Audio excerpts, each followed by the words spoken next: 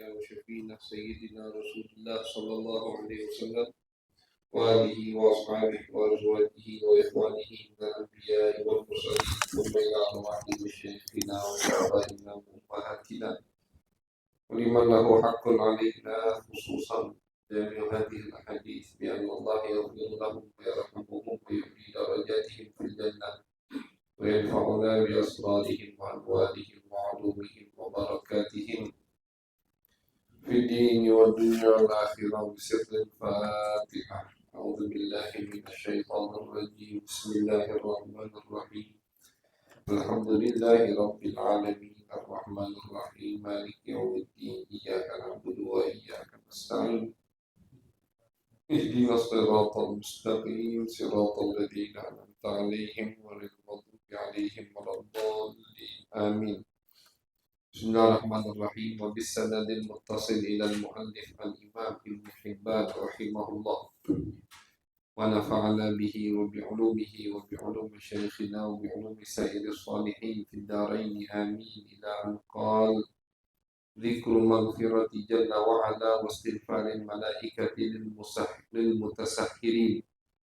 وبه إليه قال: أخبرنا أحمد بن الحسن بن أبي الصغير قال حدثنا إبراهيم بن منكر قال حدثنا إدريس بن يحيى عن عبد الله بن عياش بن عباس عن عبد الله بن سليمان الطويل النافع. ذكر مغفرة جل وعلا واستغفار الملائكة للمتسحرين. وبه إليه قال: أخبرنا أحمد بن الحسن بن أبي الصغير قال حدثنا إبراهيم بن منكر قال حدثنا إدريس بن يحيى عن عبد الله بن عياش بن عباس عن عبد الله بن سليمان الطويل النافع عن ابن عمر رضي الله عنهما قال: قال رسول الله صلى الله عليه وسلم: إن الله وملائكته يصلون على المتسحرين. ذكر العبد بالسحور لمن استوى الأذان للصبح بالليل. وبإليه قال: أخبرنا أحمد بن علي بن المثنى قال حدثنا أبو خيثمة قال حدثنا إسماعيل بن إبراهيم قال حدثنا سليمان التيمي عن أبي عثمان. ذكر الأمر بأكل السحور لمن استوى الأذان للصبح بالليل. وبه إليه قال: أخبرنا أحمد بن علي بن المثنى قال حدثنا أبو خيثمة قال حدثنا إسماعيل بن إبراهيم قال حدثنا سليمان التيمي عن أبي عثمان عن ابن مسعود قال: قال رسول الله صلى الله عليه وسلم: لا يمنعن أحدا منكم أذان بلال أو قال نداء بلال من سحوره فإنه يؤذن أو قال ينادي بليل ليرجع قائمكم ويوقظ نائمكم. وقال: ليس الفجر أن يكون هكذا وهكذا وضرب يده ورفعها حتى يكون هكذا وفرج بين أصابعه. وبه قال: أخبرنا الفضل بن القضاء الجمحي قال حدثنا القعنبي والمالك بن شهاب عن سالم بن عبد الله نبي أن رسول الله صلى الله عليه وسلم قال: إن بلالا ينادي بليل فكلوا واشربوا حتى ينادي ابن أم مكتوم. قال ابن شهاب: وكان ابن أم مكتوم رجلا أعمى لا ينادي حتى يقال له قد أصبحت قد أصبحت. قال أبو حاتم: لم يروي هذا الحديث مسندا المالك إلا القعنبي وجويرية بن أسماء. وقال أصحاب مالك كلهم عن الزهري عن سالم أن النبي صلى الله عليه وسلم. وبه قال: أخبرنا محمد بن الحسن بن قتيبة قال حدثنا يزيد بن موهب قال حدثني الليث بن سعد عن ابن شهاب عن سالم بن عبد الله عن أبيه عن رسول الله صلى الله عليه وسلم قال: إن بلالا يؤذن بليل فكلوا واشربوا حتى تسمعوا أذان ابن أم مكتوم. ذكر خبر ثاني يصرح بصحة ما ذكرناه. وبه إليه قال: أخبرنا محمد بن عبد الرحمن السامي قال حدثنا يحيى بن أيوب المقابري قال حدثنا إسماعيل بن جعفر قال: وأخبرني عبد الله بن دينار أنه سمع ابن عمر رضي الله عنهما يقول: قال رسول الله صلى الله عليه وسلم: إن بلالا ذكر خبر ثاني يصرح بصحة ما ذكرناه. وبه إليه قال: أخبرنا محمد بن عبد الرحمن السامي قال حدثنا يحيى بن أيوب المقابري قال حدثنا إسماعيل بن جعفر قال: وأخبرني عبد الله بن دينار أنه سمع ابن عمر رضي الله عنهما يقول: قال رسول الله صلى الله عليه وسلم: إن بلالا يؤذن بليل فكلوا واشربوا حتى ينادي ابن أم مكتوم. ذكر العلة التي من أجلها كان يؤذن بلال بليل.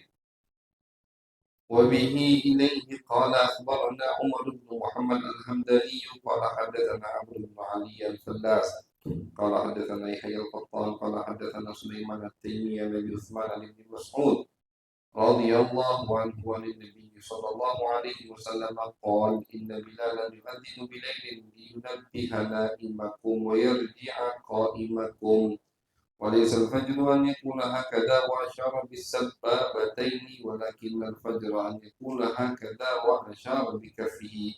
قال أبو حاتم قول ابن مسعود عن النبي صلى الله عليه وسلم قال إن بلالا يؤذن بليل لينبه نائمكم ويرجع قائمكم فيه أبيض البيان على أن بلالا كان يؤذن بالليل لانتباه النوام ورجوع الحجة عن القيام لا لصلاة الفجر، فإذا كان المسجد له مؤذنان وأذن أحدهما بليل لما وصفنا والآخر عند انفجار الصبح لصلاة الفجر كان ذلك جائزا. فأما من أذن بليل قبل طلوع الفجر لصلاة الصبح كان عليه الإعادة لصلاة الصبح، فإنه لم يصح أنه أذن له صلى الله عليه وسلم بليل إلا مؤذنان لا مؤذن واحد.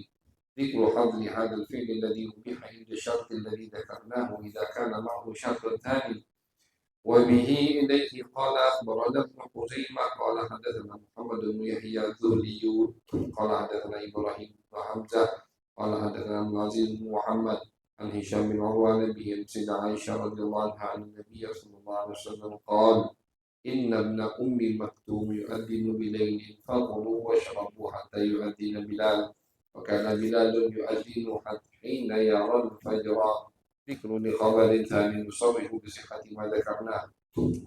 وبه إليه قال أخبرنا أبو يعلى قال حدثنا يعقوب بن إبراهيم الدورقي قال حدثنا هشيم قال حدثنا منصور بن زادان عن خبيب بن عبد الرحمن عن عمته منيسة بنت حبيب قال قال رسول الله صلى الله عليه وسلم إذا أذن ابن أم مكتوم فكلوا واشربوا وإذا أذن بلال فلا تأكلوا ولا تشربوا فإن كانت الواحدة منا لا يبقى عليه شيء من سحورها فتقول لبلال أمهل حتى أفرغ من سحوري. قال أبو حاتم رضي الله عنه هذان خبران قد يهمان من لم يكن سنة العلم أنهما متضادان وليس كذلك، لأن المصطفى صلى الله عليه وسلم كان جعل الليل بين بلال وبين ابن مكتوم نوبا، فكان بلال يؤذن بالليل ليالي معلومة لينبه النائم والرجال القائم لصلاة الفجر، ويؤذن ابن مكتوم في تلك الليالي بعد انفجار الصبح لصلاة الغداء.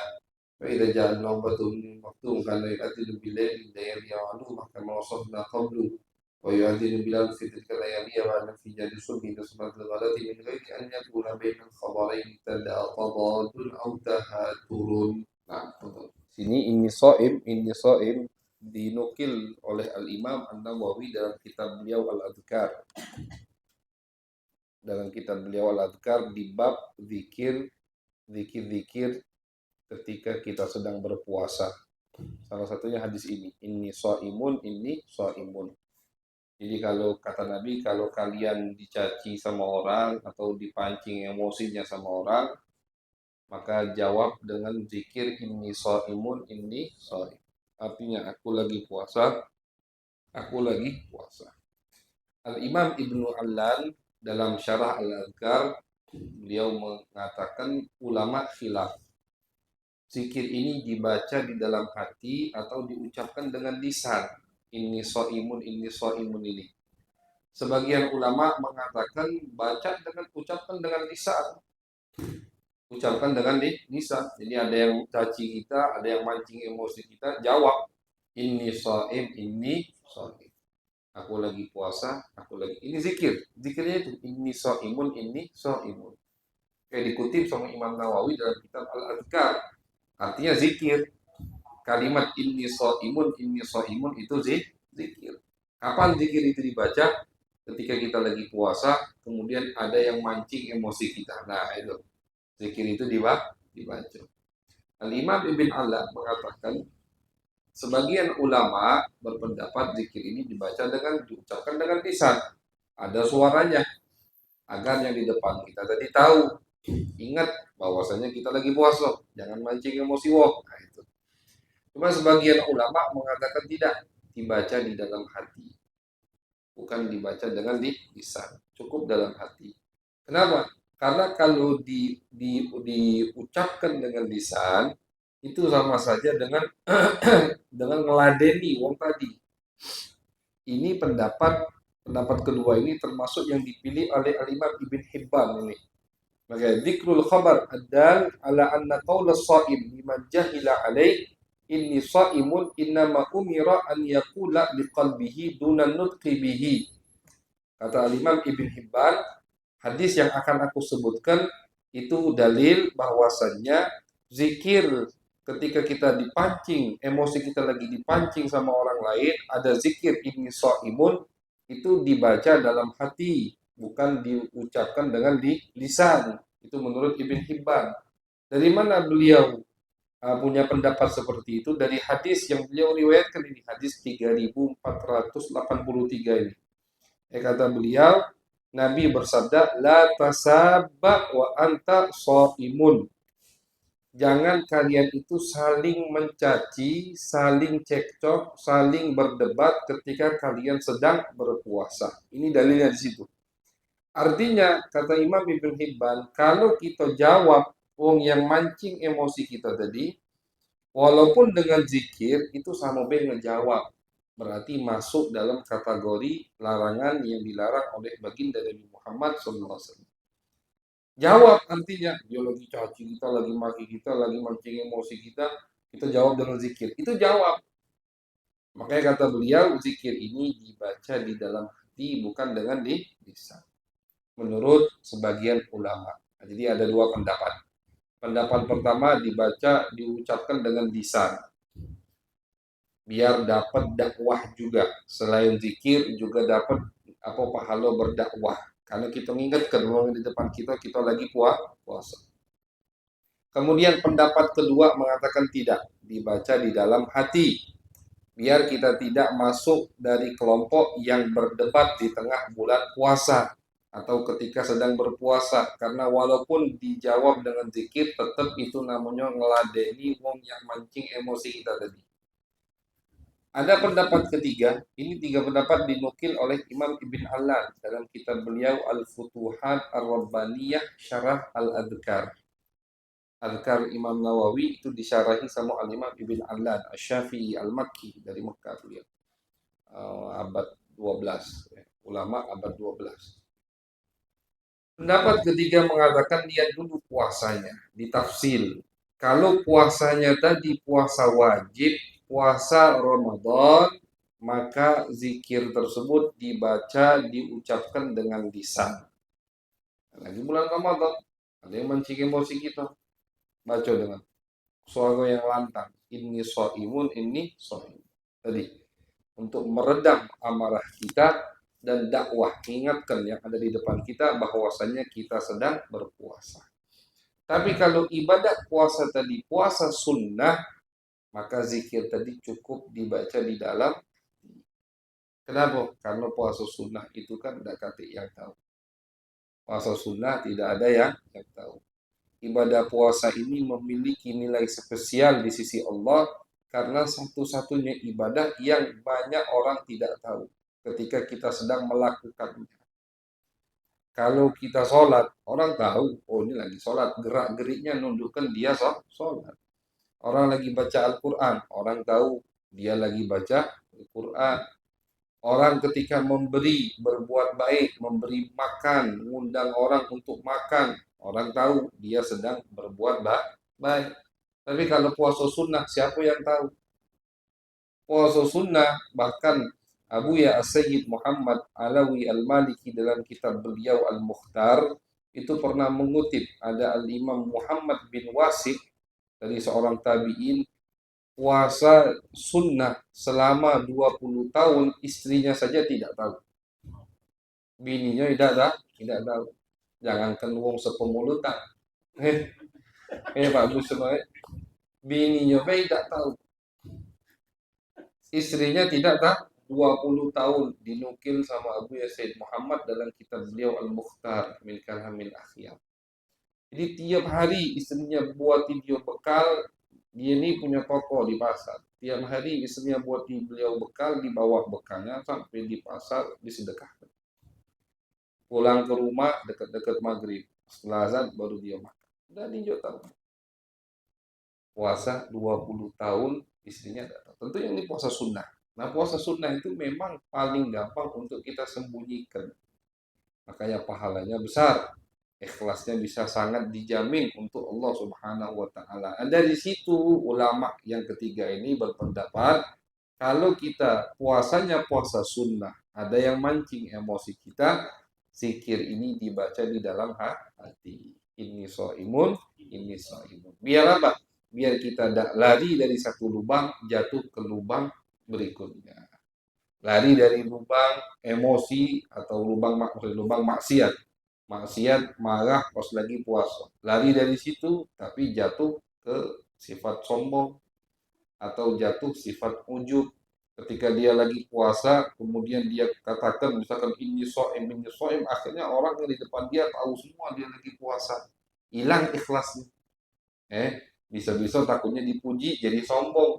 Karena ibadah sunnah itu ketika dipuji, orang yang melakukan ibadah sunnah paling cepat membuat niatnya berubah. Beda dengan ibadah wajib. Kalau ada wong misalkan ngomong ke kita, hebat kau puasa 15 hari ini full. Udah kata yang batal, itu pujian apa cacian? Cacian itu. Karena ibadah wajib. Hebat kau sholat subuh sekarang rutin, tidak pernah tinggal. Cacian, bukan pujian itu. Karena wajib. Logikanya atau contoh gampangnya orang bayar utang. Ketika orang bayar utang, dipuji-puji, cacian. Berarti menurut kamu selama ini aku tidak pernah bayar utang kalau berutang. Kan begitu. Karena memang wajib. Makanya ibadah yang wajib itu tidak akan menjerumuskan kita ke penyakit ujub, sombong. Oke, tidak masalah. Makanya Nabi anjurkan sholat wajib berjamaah, puasa Ramadan. Tidak jadikan kita sombong. Tapi yang masalah itu ibadah sunnah. Ibadah sunnah yang tidak wajib, kalau kita lakukan dapat pahala, tidak dilakukan tidak dapat dosa. Nah ini yang bisa menjerumuskan kita ke dalam penyakit sombong atau ujub. Ujub itu senang dengan amal ibadahnya tanpa melihat ibadah tadi taufik dari Allah Subhanahu wa taala. Dari situ ulama mengatakan zikir ini kalau kita sedang puasanya puasa sunnah, maka zikir ini cukup dibaca di dalam hati, jangan diucapkan dengan lisan. Tapi kalau puasa tadi puasa wajib, ucapkan dengan lisan agar kita amarahnya dipadamkan dan orang yang di depan kita juga kita ingatkan bahwasanya kita sedang berpuasa. Nah ini terkait hadis inni shaimun, inni shaimun. Nah, jadi zikirnya itu subhanallah, hatta itu sering dengar hadis ini. Cuman tidak ngeh bahwasanya ternyata itu zikir. Sampai kemarin Sabtu awal Ramadan kemarin Al-Fagir ada kajian di Arafatuna subuh baca kitab Al-Adhkar. Buka kitab Busom di kitab Al-Adhkar, ternyata Imam Nawawi mutip hadis itu. Oh, berarti ini zikir. Baru ngeh kita, ini zikir. Jadi zikir itu tidak mesti ada astagfirullah, alhamdulillah, Allahu akbar, tidak. Pokoknya lafaz dari Nabi, anjuran dari Nabi itu zikir. Aku lagi puasa. Kata lafaz jalalah, tidak ada lafaz hamdalah, tidak ada lafaz nabinya. Ini so'im, ini so'im. Dua kali. Ini so'imun, ini so'im. Aku lagi puasa. Ternyata hadis ini sangat masyhur. Kita alhamdulillah 4 tahun terakhir ini kan kita baca kitab Busom dari Kutubus Sittah dan dari ditambah Ibn Huzaimah, Ibn Hibban, sering dengar hadis itu. Kalau kalian dipancing emosinya, jawab aku lagi puasa. Cuma kita tidak ngah itu zikir. Ketika Al-Faqih buka kitab Al-Adhkar karya Imam Nawawi, bab puasanya di situ ada hadis tersebut. Oh, berarti ini zikir, betul zikir. Zikir dari Nabi untuk kapan? untuk dibaca ketika kita lagi dicaci atau dimaki atau dipancing emosi kita lagi puasa, baca zikir itu agar meredamkan amarah kita. Ini zikir dari baginda Nabi Muhammad sallallahu alaihi wasallam. Inni shaimun. Nah, fadhal. Bahasanya hadis tentang ketika seorang junub wajib mandi, wajib mandi hadas besar, wajib mandi, kemudian belum sempat mandi sudah azan subuh. Apakah dia boleh puasa di hari tersebut atau tidak? Tentu boleh, kalau penyebab junubnya tadi misalkan hubungan dengan istrinya sebelum azan subuh, walaupun mandinya setelah subuh, tetap sah puasanya. Kenapa ada banyak riwayat? Karena diriwayatkan dari Abi Hurairah, beliau berfatwa bahwasannya orang yang ketika masuk waktu subuh masih dalam keadaan junub, belum mandi wajib, maka dia tidak sah puasanya di hari tersebut. Ada riwayat dari Abu Hurairah, sahabat Nabi Abu Hurairah. Jadi man asbaha junuban fala saumalah. Barang siapa yang masuk waktu subuh dia junub, maka tidak bisa puasa di hari tersebut. Ini hadis riwayat Abu Hurairah. Fatwa beliau, tapi ini fatwa beliau. Akhirnya tabi'in datang ke istri-istri Nabi, Siti Aisyah dan Ummu Salamah. Nanya ke istri Nabi. Kata Siti Aisyah, tidak. Nabi sering waktu subuh masuk masih dalam keadaan junub, belum mandi wajib. Bukan dari ihtilam, dari berhubungan, kata Siti Aisyah. Dan pernah, kata Siti Aisyah, datang seorang laki-laki kepada Nabi, aku dengar dia nanya ke Nabi persis dengan pertanyaan kalian. Ya Rasulullah, masuk waktu subuh kami junub. Kata Nabi, aku juga sering begitu. Terkadang, kata Nabi, waktu subuh masuk aku masih junub. Habisnya aku mandi, puasa, lanjut. Ini orang ngomong, antum lain ya Rasulullah. Qad ghafarallahu laka ma taqaddama min dzambika wa ma ta'akhkhar. Kamu dosanya udah diampuni oleh Allah. Ini jadi pemahaman sahabat itu banyak memang diluruskan sama Nabi Muhammad SAW. Sahabat itu mengira dalam hukum Nabi beda dengan kita. Tidak. Di dalam hukum Nabi sama dengan kita. Semua yang diwajibkan oleh Allah maka pasti akan dilakukan pertama kali oleh baginda Nabi Muhammad SAW. Kata Nabi, aku ini orang yang paling takut kepada Allah dan aku orang yang paling bertakwa kepada Allah. Artinya aku yang paling getol melakukan kewajiban-kewajiban yang diwajibkan oleh Allah Subhanahu wa ta'ala. Sama hukumnya. Kecuali ada dalil. Ada dalil khususiyah untuk Nabi, baru itu khusus untuk Nabi. Selagi tidak ada dalil yang menunjukkan, meriwayatkan bahwasannya hukum ini khusus untuk Nabi atau hukum ini khusus untuk umat Nabi Muhammad, maka hukum tersebut untuk Nabi dan untuk umat. Ini kaidah usul. Di dalam ilmu usul fikih ada kaidah, kalau misalkan tidak ada dalil bahwasanya hukum ini khusus untuk Nabi, hukum ini khusus untuk Nabi, atau hukum ini tidak kena kewajibannya Nabi Muhammad SAW, tidak ada dalil, berarti semuanya hukum-hukum tersebut Nabi wajib, umat juga wajib.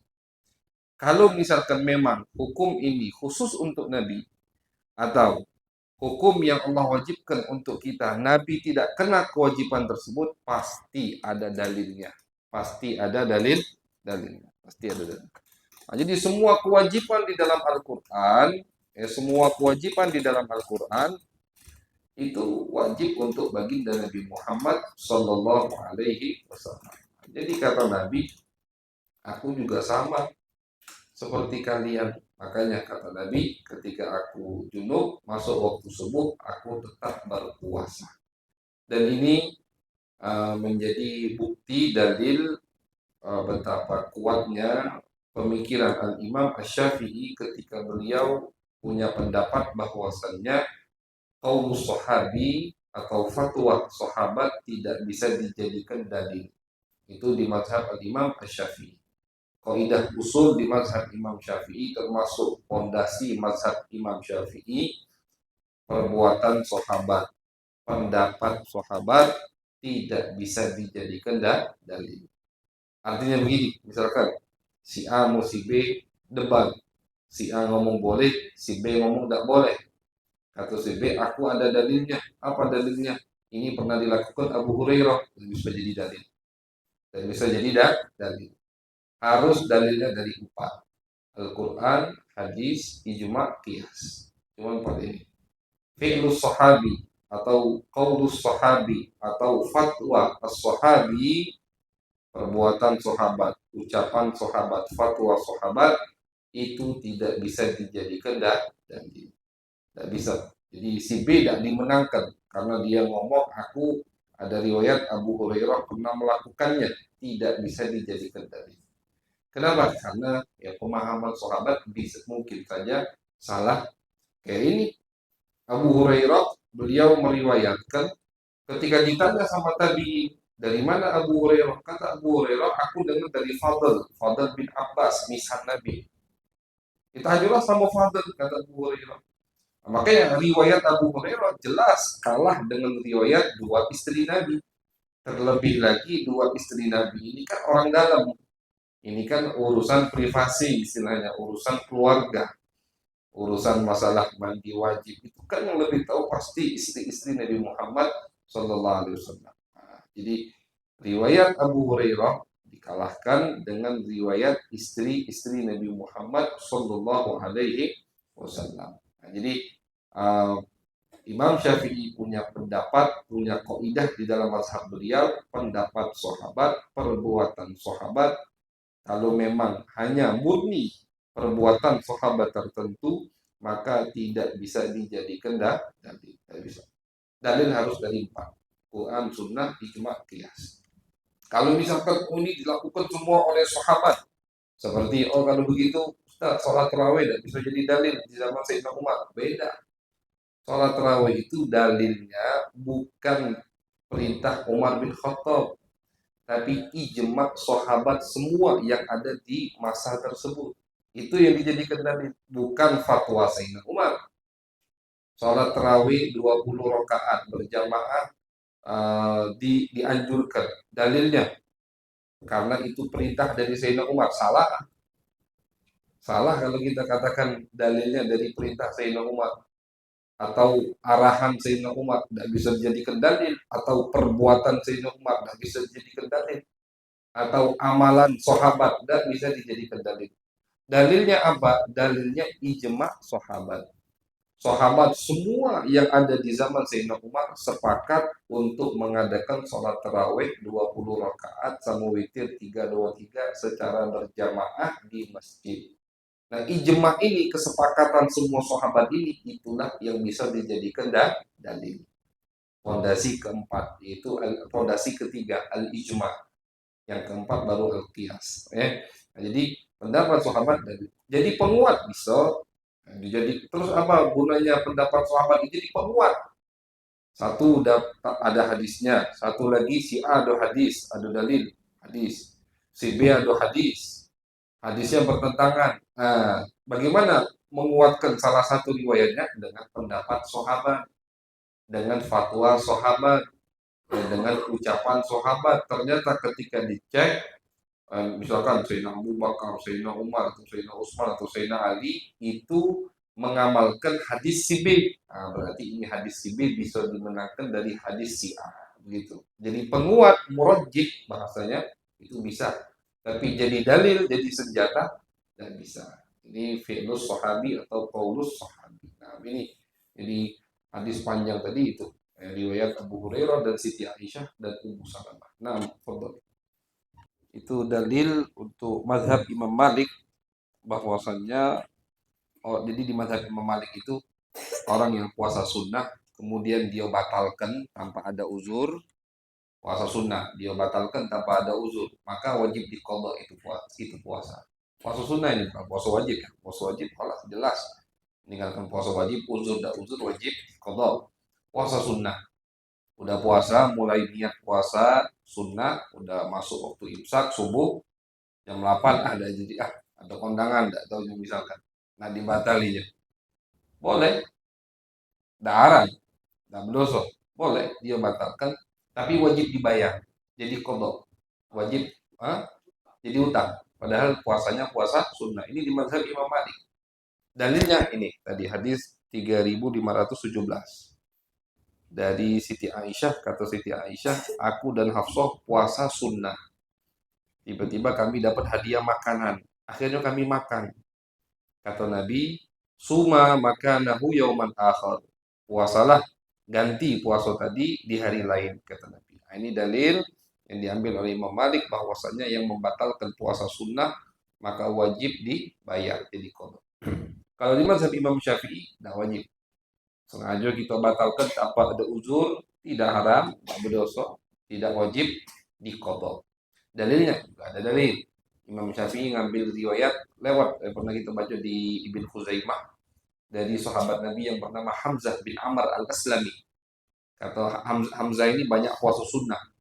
Kata Nabi, terserah kamu, insyikta fasum wa insyikta fa'aftir. Terserah, kalau kau udah puasa sunnah, mau kau lanjutkan, mau kau batalkan, terserah kamu. Tidak ada perintah untuk membayar. Jadi dua riwayat yang berbeda. Imam Syafi'i cenderung ke riwayat Hamzah tadi bin Amr al-Aslami. Imam Malik lebih cenderung ke riwayat dari Amroh, dari tabi'in yang bernama Amroh. Amroh ini dari Siti Aisyah radhiyallahu taala anha. Jadi di mazhab Imam Syafi'i tidak ada ibadah sunnah yang kalau kita tinggalkan ba'da syuru'. Ba'da syuru'. Syuru' itu setelah kita memulainya. Ibadah sunnah sudah kita mulai lakukan, kemudian kita tinggalkan, kita batalkan, tidak jadi, tidak wajib diqadha kecuali ibadah haji. Haji sama umroh itu misalkan sunnah, hajinya haji sunnah, tapi dia batalkan ibadah haji tadi dengan hal-hal yang membatalkan haji, diantaranya berhubungan al-jima, berhubungan suami istri sebelum tahallul awal. Sebelum tahallul awal. Ini bab haji kalau kita buka panjang lagi. Pokoknya haji itu kan ada dua tahallul. Ada tahallul awal, ada tahallul kedua. Sebelum tahallul awal dia berhubungan dengan istrinya, maka hajinya batal.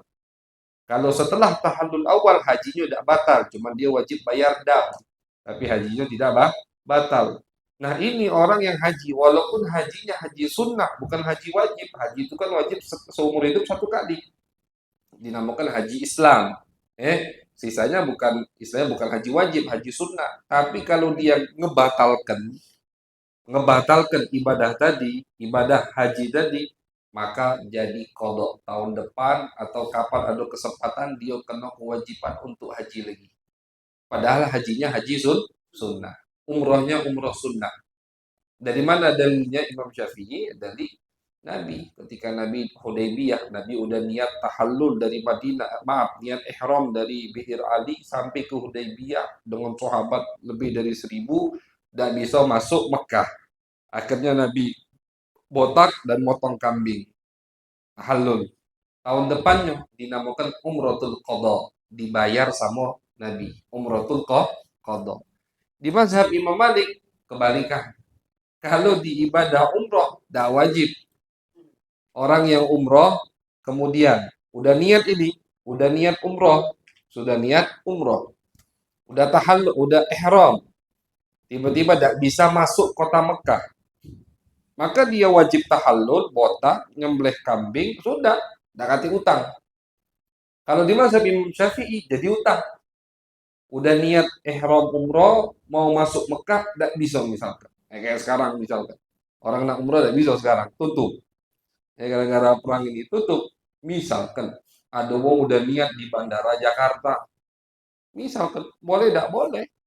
Udah niat dari bandara Jakarta, udah pakai kain ihram, nawaitul umroh, udah niat umroh. Tidak tahu dia bisa berangkat, cuman tidak jadi sudah, lepit lagi, tidak boleh. Apa yang harus dia lakukan? Botak. Habis botak nyembelih satu kambing. Nyembelih satu kambing. Ini umroh sunnah. Tapi gara-gara dia udah niat, kemudian tidak bisa dia laksanakan, jadi qadha. Jadi wajib bayar, wajib dibayar, jadi utang. Dari mana Imam Syafi'i mengambilnya? Dari kejadian di Hudaybiyah. Maka di tahun ke-6 Nabi mau umroh, tidak jadi umroh. Akhirnya tahun depannya boleh Nabi umroh sama Mekah diizinkan. Nabi namakan kejadian tersebut Umrotul Qadha, umroh untuk qadha yang tahun kemarin. Makanya Nabi umumkan, yang tahun kemarin ikut harus ikut semua, kata Nabi. Yang tahun kemarin ikut ke Hudaybiyah, man syahida ma'ana al-Hudaybiyah falyakhruj, kata Nabi. Yang hadir Hudaybiyah kemarin, kata Nabi, tahun ini harus keluar juga melo umroh. Jadi Imam Syafi'i pahami di situ, berarti maksud Nabi umroh kemarin karena udah jadi, yang sekarang ini jadi kodok, bayar umroh kemarin, maka dinamakan umrotul kodok. Imam Malik lain lagi pendapat. Kata Imam Malik, betul namanya umrotul kodok, tapi kodok di situ bukan kodok bayar utang. Kodok di situ Nabi melakukan atau melaksanakan kesepakatan yang sudah disepakati Nabi dan musyrikin Mekah ketika di Hudaybiyah. Namanya kodok. Kodok itu artinya dilakukan sama Nabi. Kan termasuk kesepakatan di Hudaybiyah, kata Mekah, wahai Muhammad, kamu tidak boleh umroh tahun ini, tidak boleh. Tapi tahun depan. Nah, Nabi lakukan, Nabi laksanakan perjanjian tersebut, maka yang dinamakan itu umrotul qadha. Nah, jadi pandangan Syafi'i beda, pandangan Imam Malik beda. Nah, inilah. Dan dua-duanya dari satu kalimat umrotul qadha. Ngakui kalimat ini, cuman menurut Syafi'i ini artinya qadha bayar utang. Menurut Imam Malik, qadha di sini artinya melaksanakan, melakukan perjanjian yang sudah dijanjikan tahun kemarin. Beda pemahaman, maka beda hukum. Nah, jadi kalau di ibadah puasa di mazhab Imam Syafi'i tidak wajib diqadha. Kalau ibadah puasa sunnah kita batalkan walaupun tanpa ada uzur. Dan wajib diqadha. Di mazhab Imam Malik wajib diqadha. Nah, kalau salah kemarin di Ibn Khuzaimah disebutkan dari kabilah mana? Lupa fakir. Ada yang ingat? Ini orang ngomong ke Nabi, taraktu ya Rasulullah. Kebakar aku ya Rasulullah, bakal kebakar aku, kebakar di api neraka. Di riwayat lain, halaktu, celaka aku ya Rasulullah. Nah, jadi ini cerita, cuman kejadian satu kali, beda riwayat tapi. Ada riwayat yang mengatakan ini orang ngomong aku celaka ya Rasulullah, ada riwayat yang menyampaikan ini orang ngomong aku akan terbakar ya Rasulullah, terbakar di api neraka jahanam. Kenapa kata Nabi? Aku khilaf. Khilafnya apa? Hubungan dengan istrinya lagi puasa. Yang kita sahabat, oke lah, sahabat ini melakukan kesalahan. Kesalahan ini kan maksiat, dosa besar. Al-jima' fi Ramadan termasuk dosa besar, batal yang besar. Sengaja tanpa ada uzur. Cuman hebatnya sahabat itu, walaupun melakukan dosa, habis itu datang ke Nabi, ngelapor, minta diampuni dan ngaku salah. Artinya masih ngaku salah. Jadi memang mustahil ada satu orang selain Nabi tidak melakukan maksiat, mustahil. Yang maksum dari perbuatan dosa itu hanya para anbiya. Selain anbiya, Allah jaga. Ketika mereka melakukan dosa, cepat kembali, cepat bertobat. Dalilnya di Al-Quran. Allah berfirman, Innal ladzina taqaw idza massahum ta'ifum minasyaitani tadzakkaru. Kata Allah, sesungguhnya orang-orang yang bertakwa. Allah sifatkan mereka orang yang bertakwa. Jika mereka terkena sedikit dari tipu daya setan, artinya maksiat, tadzakkaru, mereka akan cepat ingat kepada Allah.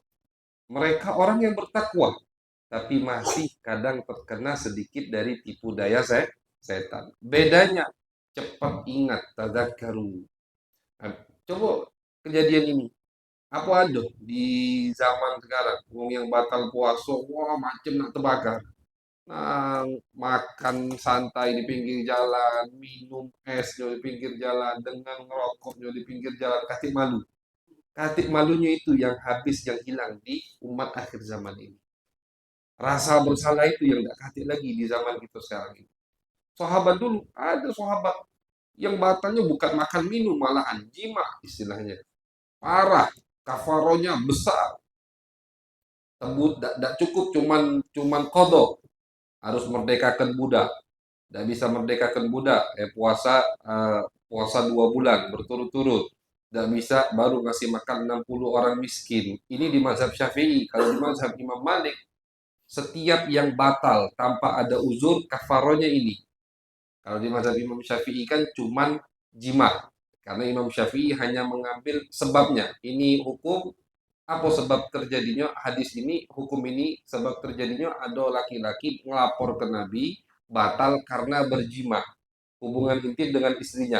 Oh, berarti kata Imam Syafi'i, ini hukuman kafaro ini, tadi 3 hal tadi, ditambah kodok puasa Ramadan yang dia batal tersebut, khusus untuk yang batalnya karena jima. Tapi menurut Imam Malik tidak. Imam Malik tidak ngambil sebab. Al-ibrah bi umumil lafat la bi khususis sabab. Imam Malik ngambilnya dari situ. Sebabnya mau jima, sebabnya mau minum, sebabnya mau makan, pokoknya Nabi ngasih hukuman.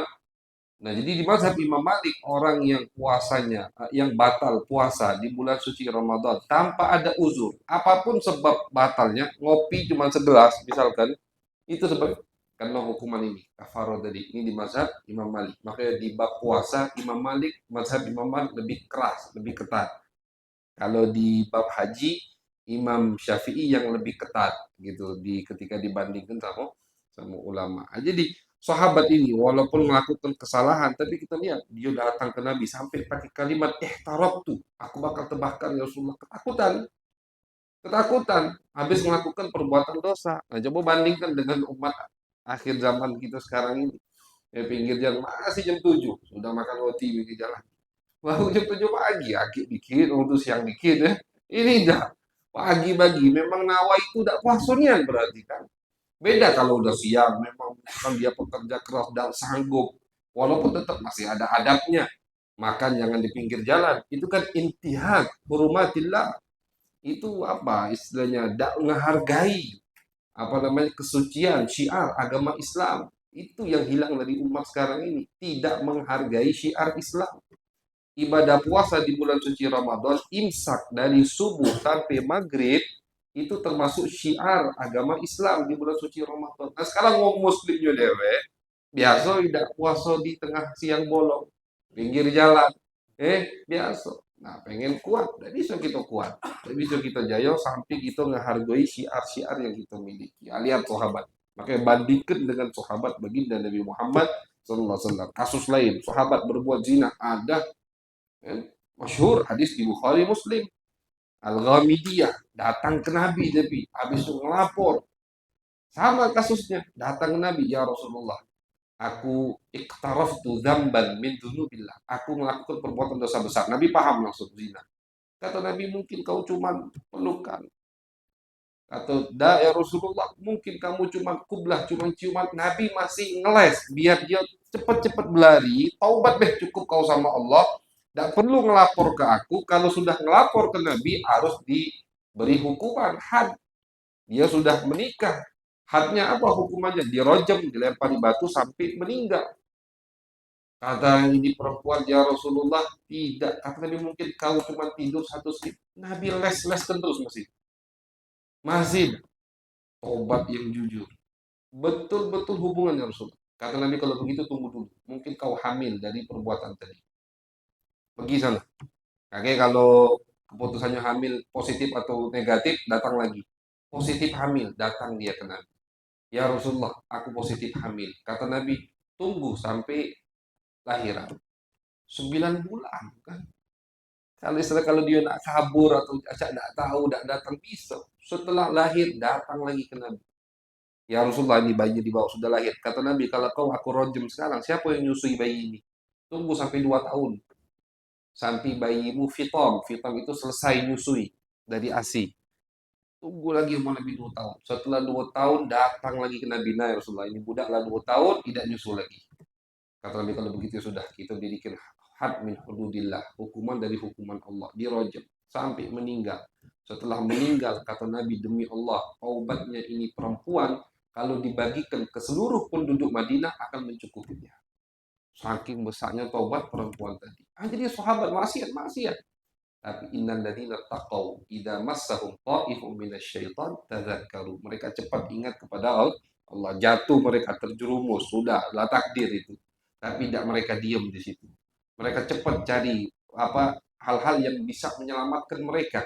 Tentunya ketika hidup di zaman Nabi gampang, cukup datang kepada baginda Nabi Muhammad Sallallahu Alaihi Wasallam. Nah, ini yang sekarang mulai terkikis dari umat Islam. Tidak menghargai syiar Islam, tidak menghargai hal-hal yang diharamkan, yang dilarang oleh Allah Subhanahu wa taala. Maksiat, maksiat tidak mungkin habis. Selagi masih ada umat manusia, masih ada iblis, masih ada setan, pasti masih ada maksiat. Yang jadi masalah itu tidak malu melakukan maksiat itu. Yajharun bisu. La yuhibbullahu al-jahra bisu minal qawli wal fi'l, dalam Al-Qur'an Allah sebutkan. Allah tidak suka orang yang terang-terangan melakukan maksiat. Oh, yang lakukan diam-diam Allah suka? Tidak suka juga. Tidak demen juga Allah. Kamu cuman beda. Yang melakukan maksiat makan, minum, terang-terangan, siang bolong bulan suci Ramadan. Ini kan tidak menghargai. Siapa yang tidak dihargai? Allah. Bukan umat Islam lain. Setelah Allah, baru Nabi. Setelah Nabi, baru semua umat Islam yang puasa tidak dihargai dengan makan, minum di pinggir jalan, di tengah siang bolong bulan suci Ramadan. Nauzubillah. Jadi bayangkan coba. Batal, ada yang batal dari sahabat Nabi, batal puasa. Tapi juga bayangkan, sahabat Nabi ketika batal, lapor nangis-nangis ke Nabi. Umat sekarang ketika batal, macam kata dosa. Nauzubillah min dzalik. Nah,